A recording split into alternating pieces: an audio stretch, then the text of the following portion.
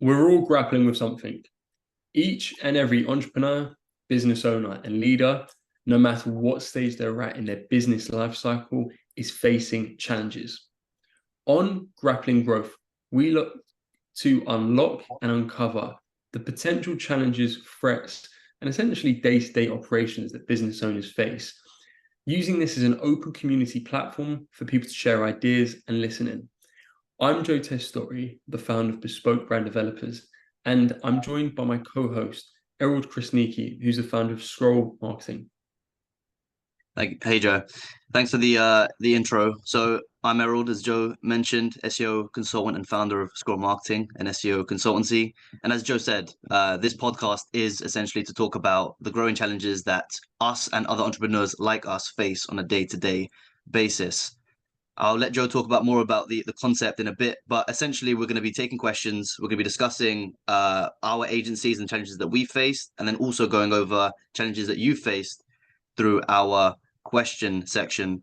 A lot of it's going to be sort of discussion based, but if there are any questions, or if you do want us to talk to any specific agency owners or other businesses, then this is what this podcast is about. It's essentially just a platform for us to discuss these concepts, find solutions, and hopefully give you something that you can take away and use in your business and day-to-day life. Precisely. And what we want to use this first episode for is just to share a bit of a backstory about us as people. So where we've come from, what we've done, essentially why you should be emotionally invested in this podcast, why you should give us a fraction of your valuable time whenever we publish these podcasts. We want you to understand us as people, the challenges we've personally gone through.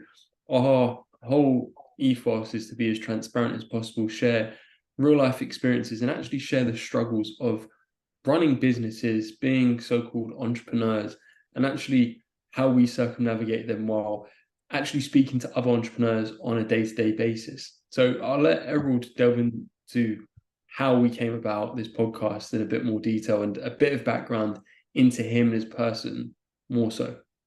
Yeah. Thank you. I mean, to start off, I think this podcast was born out of conversations that me and you, Joe, have on a sort of daily basis, where we're always talking about like our own industry, like challenges within our industries, and we're both in the marketing industry, so it's pretty closely linked. But it's also discussing issues that we've seen our friends and other fellow entrepreneurs raise, and we thought putting this into a podcast format will help us fulfill that one side of our day-to-day conversation, and also allow us to explore those concepts with other entrepreneurs that we don't get to do on such a regular basis. I think for me, the most exciting part of the podcast is talking to entrepreneurs that aren't in similar industries and seeing how they approach problems. So we will talk to people in fintech. We will talk to people in other advertising fields. We may even talk to people in farming. Whatever it is that we think might be interesting to bring out will be sort of like our goal. To go into sort of my background, so I started off in fintech, and I run Scroll Marketing, which is an SEO consultancy. I essentially specialize in e-com and large e-commerce brands, ranging from 100,000 to over 500,000 a month. And the goal of my consultancy is to essentially help them grow online and get more visits via Google. But I didn't start off in SEO. I actually started off in fintech as a marketing / customer support. It's a startup, right? So I was doing pretty much everything in one.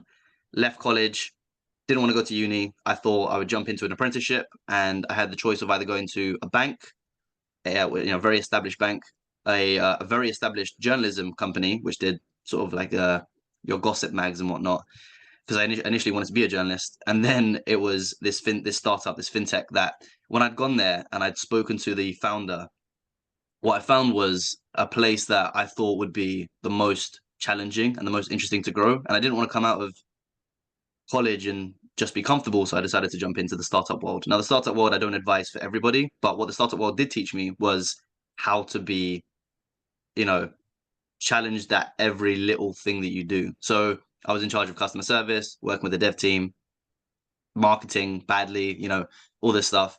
And eventually it led me to make friends with an SEO specialist in our office that decided that he wanted to, have me join their company. So I actually fell into the SEO field. And then from there, I joined this smaller SEO agency for a bit. I had about 20 or so clients that I was managing on a monthly basis, all SMEs and small businesses that were looking to grow. And I was essentially just honing my craft. I didn't know anything about SEO. I was very much like fresh in the game. So I was making tons of mistakes, crashing people's websites, figuring out how I was going to learn this new concept that was brought to me, how I'm going to grow this website that I had no idea about. It was in an industry that I had no idea about either. And a lot of that kind of formed the basis for the next part of my SEO journey, which was moving to a larger agency, which is where I became sort of like SEO lead on some leading national brands like Grosvenor Casinos, Mecca Bingo, TravelX, Club Med, and whatnot. And that was a whole different challenge, a whole different set of rules, and a whole different set of responsibilities. After that, I worked in the SEO industry for a very large tool, which a lot of you might know as SEO Monitor. Amazing team. That was another different challenge where I'd gone away from being sort of agency side, and I was now on the internal, and I was talking to agencies quite a lot. And that was also quite fulfilling because I was speaking to large and small agencies alike. I was getting to understand their problems, and I was doing like a grappling growth with them every single time I had a demo call. Like I would discuss their problems and why they needed this tool and what they were looking to do with it. And that eventually brought the idea of scroll marketing to me, where I was like, okay, I understand agencies, I understand the SEO industry. I think I'm good at what I do. So I'm gonna test my hand at, the market and see if I can build this agency from scratch. Eventually went on to build the agency, hired a few people, fired a few people, hired clients, fired clients, went through the whole process of it. And we can delve into it more deeply.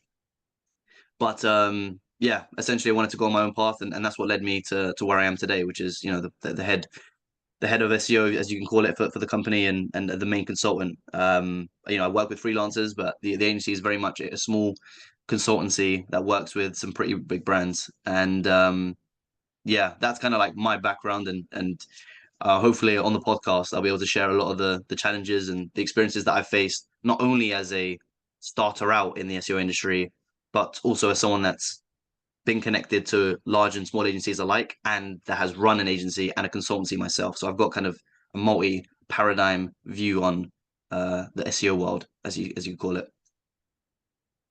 Mm-hmm, mm-hmm.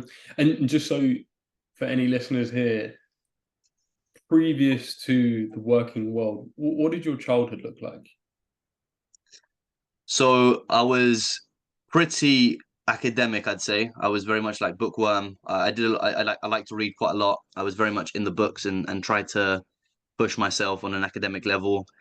My childhood was good. I mean, for the most part, I was very into sports. At one point, every child's dream is to be a footballer. I don't know if that was yours as well, Joe. It was, yeah. Yeah, for for perhaps a not so great team, but like I would have accepted, even a team like Man United would have been fine for me. I would have accepted But that you as a hurt your kid. knee, right? Yeah, I hurt my knee and it didn't make it. Had an injury. Otherwise, I would have been up there, I think. And So I heard the dig as well about Man United. not a dig, I just someone has to start somewhere. You know what I mean? Like I started at the fintech, someone's got to start. Oh, start at the top. Okay. Yeah, if you were to say that. So it started off like wanting to be a football player, and then you're like, oh wait, not good enough. So what do I do? I defaulted to like just being a bookworm and trying to be. I was originally into like journalism, so I was like reading a lot and wanted to do like English lit and Lang and whatnot.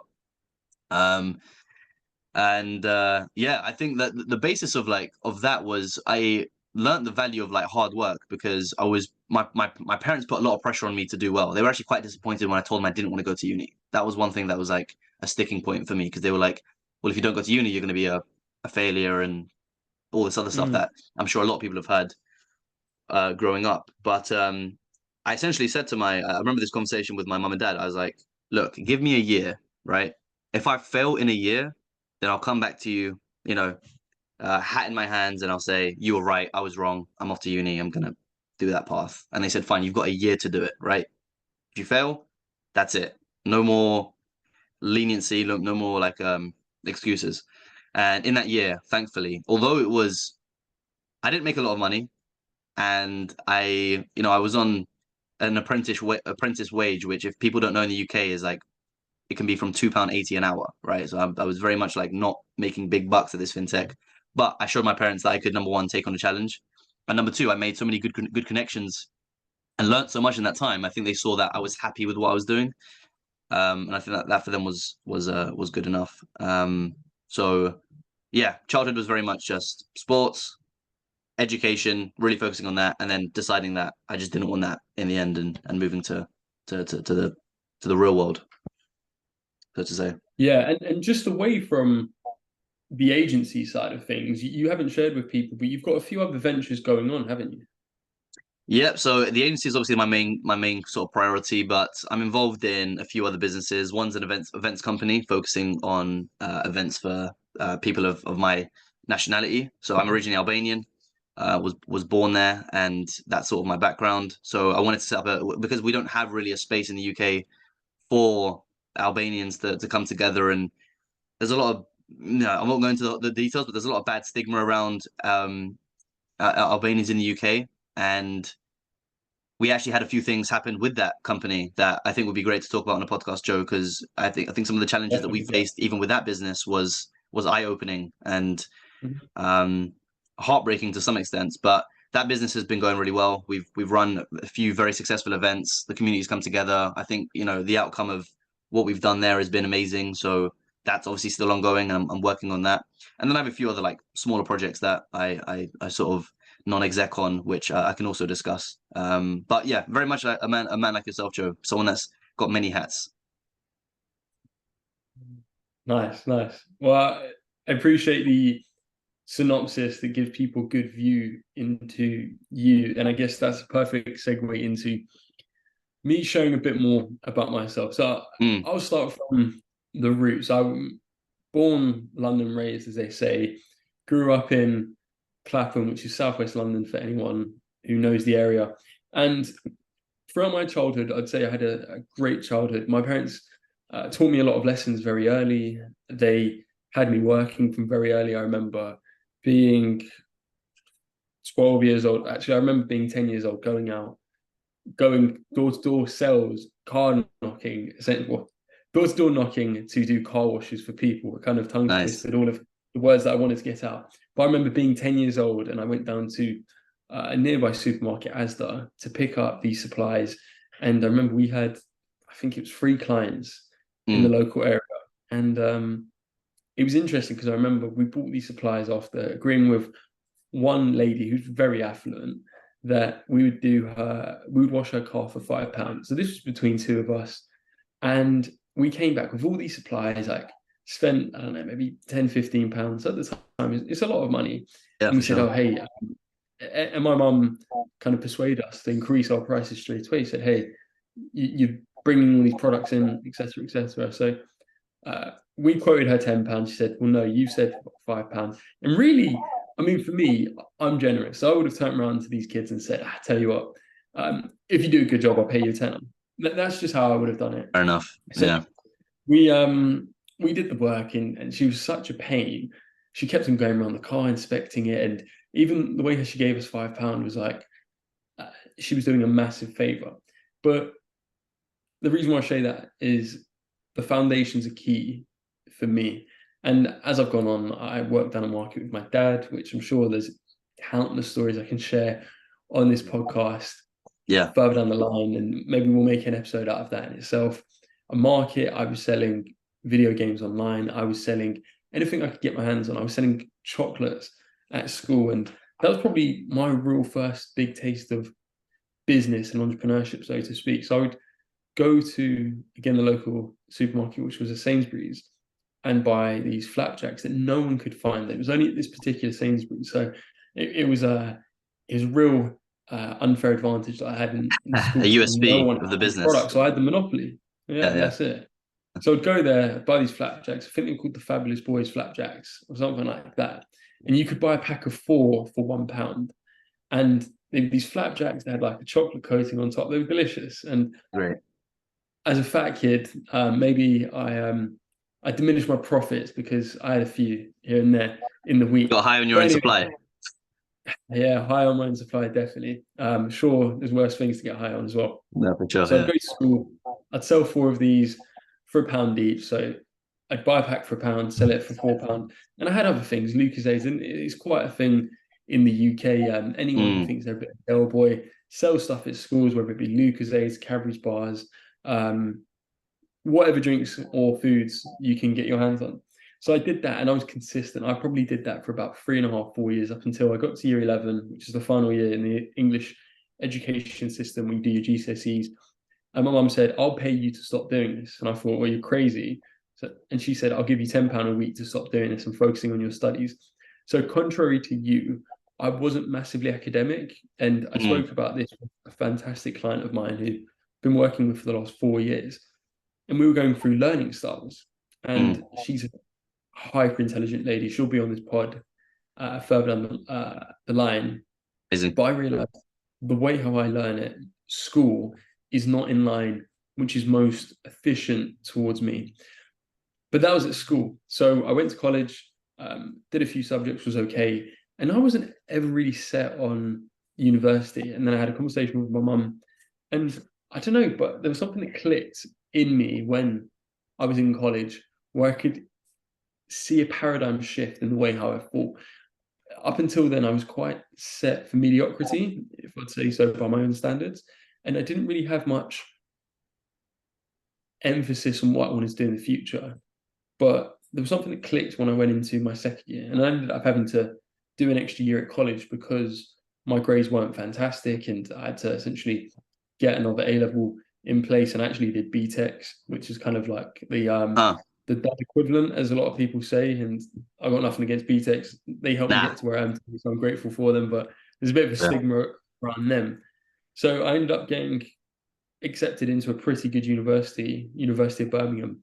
And that really opened the doors for me. And I think what was great about going there, from the people who I grew up with, who a lot of them aren't doing too much.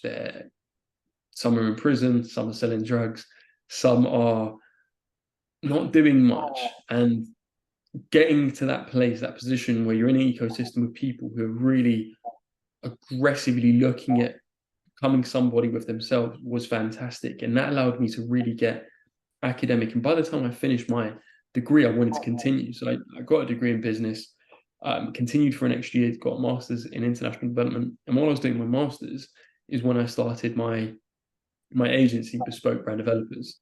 Nice. So we're 5.5 years old now. And really, it was built out of looking at a problem that I saw in small businesses. So my dad was hacked. His emails were hacked. Clients that he was working with, money was requested from their account. He sent an email asking for an invoice to be paid. The clients unknowingly complied, and money left. And I realized, okay, there's a few things that he needs to have here. He needs more secure email. He needs a website and just basics. And I remember running basic Facebook ads for him at the time.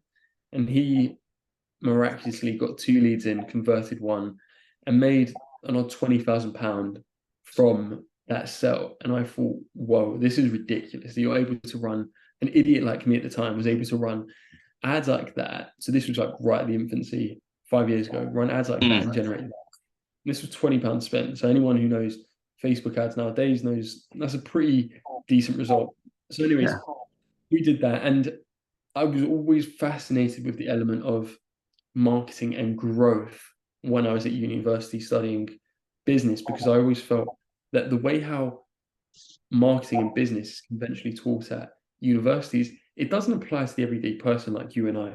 It doesn't apply to the small businesses that are turning around, battling to survive, who don't even know where their next 6 months of cash flow are coming from, who, if in the UK or throughout the world, the price of gas and electricity goes up astronomically, it means that the person running a bakery in Blackburn doesn't have the run rate or doesn't have the foresight to understand, well, hey, if I increase my prices too much, then there's a price elasticity problem, and it means that too many people will not come back to my bakery on like a real micro scale. And I think a lot of the time, what I've seen is within business is that the road to success is painted out to be all you have to do is a fundamental as well, and you need to just show up every day. Well, yeah, showing up is part of it, but we're working in an ecosystem where there's so many other businesses competing for the exact same market share that there's so many other facets and interdependencies that go into what's being done.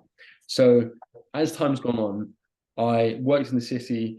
I worked at Credit Suisse, JDX, Ebury, in an array of jobs. So I was a finance broker at Ebury, which was a fantastic experience. I was a consultant at Credit Suisse. This was all in Canary Wharf. This is all in the city of London. And these experiences were fantastic because you could see the way how people hold themselves, and they say iron sharpens iron. And that was a great environment to see the way how people who were looking to make good and big money would operate in their mindset. And from there, I gave myself two options. I said, you could either follow this path and get onto a good living, or, and I've always been quite risk loving, you could risk it. You could see what you could do by yourself, running a business as an entrepreneur, and see how it goes. And very fortunately for me, I was in a position back then where I didn't have any interdependencies. I didn't have really many hard costs like a mortgage. I had to pay my parents per month, and my parents were always very strict on that. You had to pay us rent whether you've got a job or not. It's the way how you live, and that's the way how you develop, and there's no free handouts. And at the time, I wasn't happy with it, but I think on hindsight, that built a lot of character, because I would have to go and work on a building site if I didn't have money coming in, or I had to just, they say, hustle hard. So look at how do I get money in to cover these bills. And I think eating those shit sandwiches per se was a fantastic lesson at the time, because it kind of puts you in that fight or flight mode. And I think whenever humans are in that fight or flight mode, they take the most instinctive challenge and path that makes sense to them in that moment. And sometimes flight is the best alternative. And that's probably stuff that we've spoken about, Erald. So that's me giving an overview into the past, I'd say 24 years of my life. And then since then, I've been running our agency. We're a bit of a hybrid agency. So we've got a split between e-commerce brands that we work with and mortgage brokers and real estate agents. So it's split in the middle. We work with two different facets, and it is so exciting. And don't get me wrong, most of the time, I'm 28, I've had grey hairs springing out for the last 2 years. So it's been a challenge, and it's definitely increased my stress levels. But I think the resilience that running a business and grappling with growth, that is literally how we came up with this podcast, has come out. I've got to a point where we've grown our team to 8 people. We've now scaled back because ultimately that doesn't make most sense for me right now. And this is stuff that I've spoken to you about, Erald, other entrepreneurs that I'm friends with, mentors, coaches. And ultimately, we wanted to start this podcast because we wanted to become the place, the go-to community for the most transparent business problems and concepts. We are not entrepreneurs sitting on this call who have made £20 million and we're trying to tell you this is what you need to do to grow your business, and this is how we sold off XYZ. No, we want to share firsthand strategies that we're learning and developing with our own clients and our own business, and also just be pretty real with anyone who listens to this and say, hey, this is a challenge that I went through, and also this is a challenge that other fellow entrepreneurs have gone through. And that worked really well onto the next section of our podcast. So as time's gone on, Erald and I, we share ideas, we're always talking and essentially going over dilemmas that we've had. And from here, we will speak to entrepreneurs that we know, and we'll essentially just jot down their questions. And we're opening this up on Twitter as well. So with the hashtag a fellow entrepreneur, you can actually send us a message and we'll dissect it on this call. Erald, I know that you've got the message. So this wasn't from Twitter, but this is a message that you've personally got from a friend of a friend, or a friend of yours who, a friend of a friend for me, who has mentioned to you a problem that they've had in their business. And I know we've kind of felt the economic shocks over the last 12 months. So could you share it with us? Absolutely, yeah. So as Joe mentioned, the section's called A Fellow Entrepreneur. So you send in your questions and dilemmas either on Twitter or to our email address, which is questions@grapplinggrowth.com, and we will pick one or maybe two, depending on how long they are, and discuss them on the pod. So this question came from an entrepreneur who, anonymous, won't say any names or talk about the industry unless they've mentioned it, but they've said, I'm facing a bit of adversity with the business. In the past 12 months, revenue has dropped by more than 60%. And where my pipeline was booked up for the next 3 to 6 months, I'm not even sure how I'm going to break even month to month. I've had to let go of 2 employees to cut costs, but I'm not sure where I should go next. What should I do?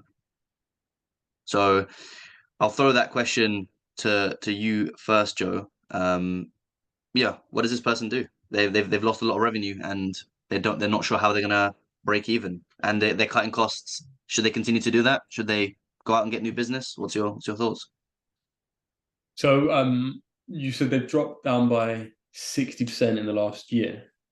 Yeah, which is, I mean, it's a hefty drop. Don't get me wrong, and it's not like people might think this is uncommon. In the last, we've spoken to a lot of people, and I don't know if you can attest to this, Joe.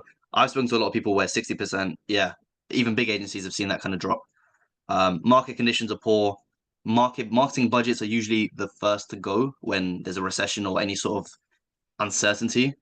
So that's not unusual. The fact that the pipeline was booked up to 3 to 6 months and now he's not sure if they're going to, break even, that's also probably something that for him is not used to having that problem of a lack of leads or a lack of conversations to have. And I think if he's talking about having to cut employees, he didn't mention what employees, but I'm guessing they're going to be uh I don't want to say no employees are nice to have, but there's some employees that even if they don't produce maximum value, there's still a value of having them in the business due to the fringe benefits of having a team member that can do X and Y. So I'm going to assume that this is employees that maybe the business could have functioned without, but would have maybe worked better with. Yeah, all of that kind of paints a picture of a position that many agencies I think are in at the minute. Yeah, okay, cool. So I think, and this use case here is very similar to something I've experienced myself. So for anyone listening, this is just me being as transparent as possible. Our business has taken a pretty sizable hit in the last year, and that's not uncommon. And I don't say that in a state of being embarrassed or whatever. I just say that because that is the fact. And ultimately, we're here to share a platform and open up a platform which is honest. And we've had to make Yeah. cuts. We've had to let go of great talent, which you could argue, as you said, are nice to haves or aren't producing enough ROI. So I can attest to the position that this person's in. And I imagine this is like I've kind of pieced together who this is as one of your friends. Yeah. So I kind of know the context a bit better here. But I think the point that they need to look at is essentially conducting a cost benefit analysis. So figuring out what benefits do these people bring and are the costs associated. So a general rule of thumb that we'd like to apply is a 3-to-1 return on investment on that person. And there's been times where that employee might be worth a 7x return on their investment. And generally speaking, that's great. It's when they get down to that 2 return on investment mark where you might be able to sustain that for 2 or 3 months, but in the long run, are they worth it? It's when, and I think this is what your friend needs to analyze here is how much return is that person bringing? And Yeah. he's probably done that when he's had to unfortunately let go of 2 people. And any business owner would know this. It's never nice letting go of people, no matter the circumstances. Really, yeah. If they're not performing well, then at the end of the day, this is people's livelihoods. And Yeah. it's very important to be empathetic and mindful of that. And that's talking from personal experience of having to let go of people for a variety of reasons. On the point of revenue dropping by 60%, well, what I would look at is what are the industry trends and what are they doing with their productization? What are they looking at when they're in the market and they're going to a red ocean? And what I mean by red ocean is, are they going to where all the sharks are out at sea and they're all feeding? Well, if you've got a bit of meat in the sea in front of sharks, well, there's not much to go around. Whereas if there's a blue ocean further down the sea and there's less competition and you can create an irresistible offer and you can create a product which is new, different, and it can stand out compared to competitors, well, that's something that needs to be applied because there's 2 focal points. You've either got the internals, so he's looking at cutting costs, and yeah, cutting costs essentially plugs the gap, but ultimately Yeah. you need to be thinking of how do you increase business, how do you grow business? And there's fantastic examples of businesses during recessions that do fantastically well. Like they say, the most amount of millionaires are created in recessions. Equally, businesses, and this is how it works from an advertising perspective, is you've got you've still got 100 eyeballs that are looking at a market or needing a product. And when people get scared, they start taking money away. So essentially, the competition is lower. The auction house, so to speak, advertising drops. So where it Yeah, might cost, exactly. if we're looking at CPMs, so cost to get in front of 1,000 people, let's use 1,000 people.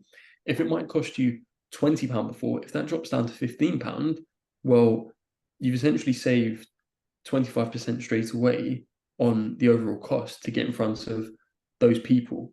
And that's one thing that I think people need to be mindful of is you need to know what gear to be in when you're tackling a challenge. And a lot of people go to this default mindset of, well, I just need to go back to gear one and I need to preserve cash and I need to rein in, which, yes, you do in right places. But I also think, and this is my belief system, being in a similar position here where business has got tough, people's decision-making processes are slower. We looked at one industry to work with, and what we were finding is their lead times on making decisions to buy was 3 or 4 months. Now, our deal sizes aren't big enough to warrant that. So there's a juxtaposition of knowing what to do now versus what to do in the future. And the classical saying, you don't want to cut your nose to spite your own face, is really prevalent in a situation like this. So if I were in this position, and I'm fairly in a similar position, is I would look at not cost reducing everything and thinking of what can we do as a business to productize our offer in a better manner, Yeah. give the people what they want, and then in the back end, you can give them what they need, whether it be a fast-moving consumer goods product, or equally a service that people are giving to people, and not just kind of being more mindful of giving people short-term price solutions. I was speaking to a business owner today, who was business owner, say sales manager, who's working at a company in America, and they found that they saw a downturn in their sales. They productized the exact same offer minus two features, pushed it back out, and I think they dropped the price by nearly 50%, which is ridiculous. But they were able to strip out some features, and that was just to get people in on the front end because they knew the lifetime value of their customers in the back end once they had their product was exponential. So that's just an example there, and that's how I would look to tackle the issue that this fellow entrepreneur is having. What about you? Amazing. Yeah. No, I think great breakdown. I think everything you've said, I agree with. I mean, to keep it short, because I don't think there's much I can add. I think approaching it from the perspective of, okay, you've cut costs, which is fine, because at some point, if your company's working at a deficit for too long, then it spells a very bad prediction for where it's going to end up. However, usually, and I say this to businesses now, have at least 3 to 6 months runway anyway in the bank, so that if a situation like this does come up, you're not forced to cut costs, but you can actually maintain your current level and then just leverage on top of it. So losing those 2 employees. Now, I'm sure you looked at this as well. Like you said, Joe, what's their ROI realistically for the business? If there was a way to leverage their ROI further. Again, I don't know if they're operational. I don't know if they're sales or marketing. I don't know what they were doing. But let's say they were operational. Is there a way that they could improve the efficiency of the operations internally so they could keep them on? Because those operations, if they're not done, will then fall onto someone else and actually create inefficiencies elsewhere in the business. Mhm. Let's say you get rid of an admin person. Where does that admin go? If no, someone has to do it, right? Where does it go? It probably goes on to another team member. And what you Mhm. end up doing is pushing the kicking the can down the road basically until someone else has to take care of it and actually burn them out, and end up having an over pressurized team dynamic, which is actually more conducive to bad things happening than having too many team members that aren't Yeah. producing, that potentially could manage the workload. So okay, they're gone now. I'm going to take those out of consideration. I think what you've said about productizing the offer is absolutely the right way to go in the industry that they're in. I think looking at, like you said, industries that actually will need their services moving forward. So what is the trend line? If their clients are all in luxury goods and luxury goods are on the downturn, then they might have to look at some other industry that they could service to maintain that, because there's just not going to be enough luxury good clients in their niche to basically fulfill the Mhm. the revenue that they need to do. I think for them as well, like, because definitely been in this position too. What I did was, when I looked at the business, is depending on the size of it, and this company is actually kind of similar size to where I was at, and I think where you're at as well, Joe. I had to look at whether I could sustain it as the founder, basically, whether the business was actually working for me or not. Because at some point you also have to consider, if this continues to go this way and it affects your quality of life, the person that's like running the show, then it doesn't matter how everything else goes, it's going to collapse regardless. So how can the person that has sent us this message, how are you going to be able to sustain yourself if you have to bite the bullet for 6 months plus? And if you can't, how are you going to turn the ship around enough so that you can maintain what you need to maintain for your own sake, so that you're able to maintain it for everybody else? And um, I think, to sort of like wrap up on my point, look at where you think the business could be in a year or 2 years from now, right? Once you've ridden out this recession, will the decisions you make today still hold weight in 2 years' time? Or are you just trying to fill a gap that will get you to the next, if this is a ship, get you to the next repair station so that you could get back on the water? If it is that, then you've got to prepare yourself for another seismic change in a year and a half, 2 years' time, which is also going to probably cause you some issues. But I think everything you've said, Joe, is spot on. Hopefully, and please let us know. The person that sent us this message, I would love to get an update, perhaps in 6 months' time, to see how that's going. But I think there's still hope, and I think for a lot of business owners that are in these sorts of situations, the last thing you want to do is, the hope is the last thing remaining generally, is lose that bit of hope that you can't turn it around, or that the market conditions are too difficult, or that you're not good enough. Because um, there's always a way. It's just that it might not seem it when you're in it. And I've definitely been there. I know, Joe, that you've definitely been there. So maintain the mentality, and I think the rest of the practical advice that Joe's mentioned will take you forward. Yeah, equally, if the sea's too rough one day, there's no shame, and you can leave your ego at the door to say, I don't want to jump in the sea today because Yeah. I'm not that strong a swimmer. And sometimes, and I used to be in this position where I looked at the business as my baby, and I Mm, remember calling people and calling team members my family, and I can't see myself using those terms again, because yeah.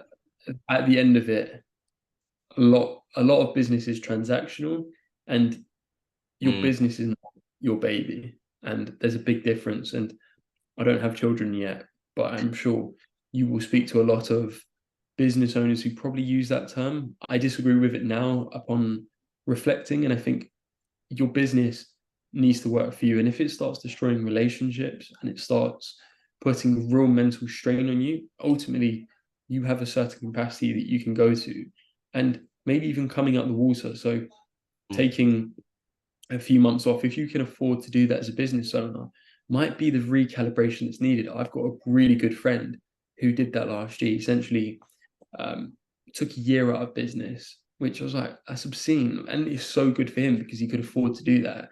And he's working mm, on a few projects that he's trying to build up, something that he really, really enjoys and he's passionate about. And I'm so happy for him because he's really aligned with what he wants to do, and he knows what he wants to do. So he's taken that time where he just said, this business wasn't fulfilling me anymore. And I was doing this to, I think he had one employee at the time, and he had a contract on the side, and he's like, it doesn't work for me anymore. And he had the courage to turn around and say, I don't want to do this anymore. Respectfully turned around and said, hey, I'm serving notice to his mm, employee. Contractor told him, and then told his clients, just said, hey, I'm not doing this for the right reasons anymore. And that was it. And he's so happy. He's spending so much time with his dog. He sold his house, looking to downsize, and just, yeah. And I think he's such a strong story that I've seen, someone who's turned around and said, this doesn't work for me, see ya. Absolutely. Yeah, no, I love that line of thinking, and you shouldn't be. Everyone's scared of quitting, quote unquote. And I don't think for this person in this position, if you decided to quote unquote quit, that you'd be considered a quitter. Mhm. I think Stephen Bartlett had a really good quote on, um, quitting something that you know is not good for you is not quitting. It's actually, you know, winning in some sense, because you actually win something back by quitting.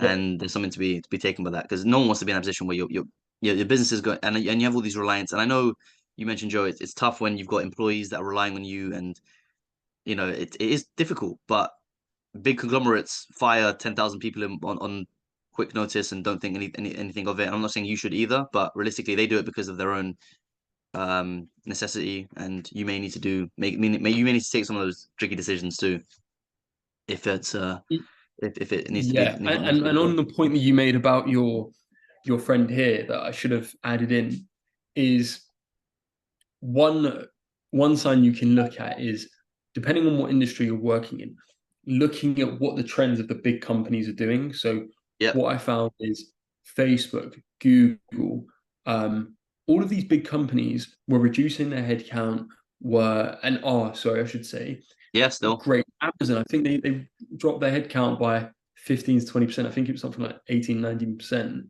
a couple months crazy. back. And looking at that, depending on your market, at the end of the day, these massive, like we're talking about three of the five biggest companies in the world, they have turned around and they have quant people in their teams. They have people who they use consultants. They probably have the biggest consultancies like McKinsey and Bain working with them saying, hey, this is what the market's looking like for the next year, 3 to 5 years, telling them to make these changes. They're making these changes. So a really good proxy sign for the future is looking at what big companies do, because if they're making those moves now, you'll be sure that they're using the right people and the smart people to Yep. see what's happening in the market. And these internal changes that we've analyzed in our business, so we can make changes now as opposed to sinking dead money for the next year, burning out whatever money you've got in the bank, and then you're thinking, if only I did that 12 months ago. Well, Hmm. you can use that hindsight for what companies are doing right now. Absolutely. Yeah. No, you're bang on, and I think you got to look at where the tide is going, and look at where the currents are moving you, or moving everything else, and try and move with it instead of against it.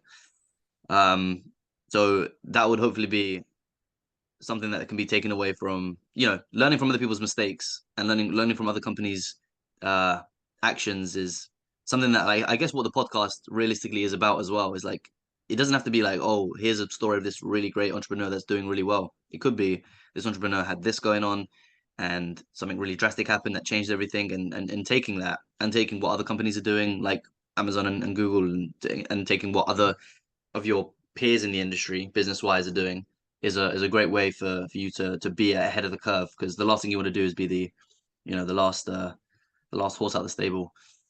And Yeah, sinking ship. yeah, I think it'd be great, talking about this and talking about the person that you mentioned, your friend Joe, that took the year out of business. I think it would be great to get people like that on the podcast, and anyone else kind of in the industry to come on and tell their story, both good and bad. Um, so that we can discuss them, and delve deeper into it, as we've done with ourselves this podcast too. So I think that's an exciting prospect of not only having these conversations for our own sake, but also being able to share this, and create this, hopefully, a community that we can build with other fellow entrepreneurs, so that we can grapple growth together, and elevate ourselves realistically. That's it. That's it. And I think that's an ample conclusion to our first podcast, Grappling Growth. If anyone who's listened to this, whoever's listened to this, then we thank you for taking the time out of your day to listen to this podcast. Please share any thoughts or feedback. Our direct email is questions@grapplinggrowth.com. You can also find us on Instagram, Twitter, LinkedIn. Our own personal LinkedIn's are Joe Testouri and Erald Krasniqi, and we'd love to hear your thoughts, your opinions. If you'd like to be featured on the podcast yourself, you're an entrepreneur, business owner or even leader. Sorry, I should have mentioned leader. So we're looking for Mm, people who heading up companies. You don't have to be, this isn't exclusively for business owners. These are for people who are grappling growth at whatever stage in their industry and or sector or position. I've spoken with fantastic people in roles who are leading up teams, and they found challenges in what they're doing, and they have so much valuable insight to share. There'd be a crime if we didn't get the opportunity to get those people on as well. Is there anything you want to add on to Erald? No, yeah, absolutely, absolutely. I mean, all of that plus, I think some of the concepts that we've got coming up in regards to the people we speak about, we speak to. We're going to be speaking to people that have various various backgrounds, and if even if a question comes in that's not to do with their industry, so we could talk to a farming executive and give him a fintech question. Don't feel afraid to ask any question, regardless of what industry or, yeah, like you said, position that you're in. We may even speak to people that are, just starting out their careers, and hearing how that is, because me and Joe started our careers quite a long time ago. So if there's anyone that's even at the beginning stage of their careers, let us know. We'd love to talk to you. And I think that yeah, there's a lot of exciting stuff coming. Do follow along if you'd like to hear more from us, and we look forward to seeing you, and hopefully having you as a listener for the journey moving forward.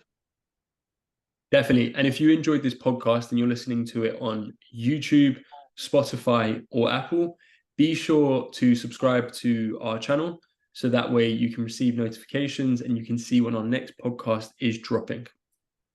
Okay. Thank you.